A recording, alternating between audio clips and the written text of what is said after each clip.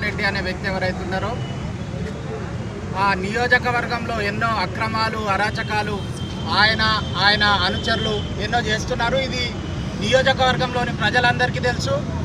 ఆయన ప్రతిపక్షాలను చివరకు మీడియాను కూడా నోరు మూయించి ఆయన చేయాల్సిన దందాలు వ్యవహారాలన్నీ నడిపిస్తుండు.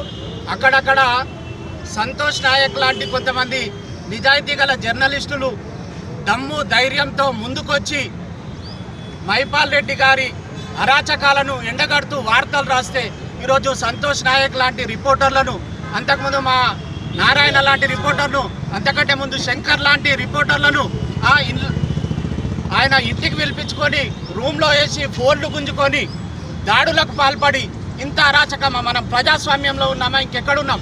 ఒక ఎమ్మెల్యే బాధ్యతాయుతమైన శాసనసభ్యుడిగా కొనసాగుతూ ఫోన్ చేసి రిపోర్టర్ను బెదిరిస్తున్న వైనము ఈరోజు రాష్ట్రమంతటా దేశమంతటా చూస్తున్నారు. జాతీయ స్థాయి మీడియా కూడా ఫోకస్ చేస్తుంది. ఇలాంటి ఎమ్మెల్యేలను వెంటనే బర్తరఫ్ చేయాలి. ఎమ్మెల్యే మైపాల్ రెడ్డి పైన SC/ST అట్రాసిటీ కేసు నమోదు చేయాలి. వెంటనే అరెస్ట్ చేయాలి. అవసరమైతే మేము దేనికైనా ప్రభుత్వంతో పోరాడడానికి సిద్ధంగా ఉన్నాం. మా TUWJ తరఫున మా అల్లం సారు నాయకత్వంలో మేము ఎంతవరకైనా పోరాటం చేయడానికి సిద్ధంగా ఉన్నాం. గూడెం మైపాల్ రెడ్డి డౌన్.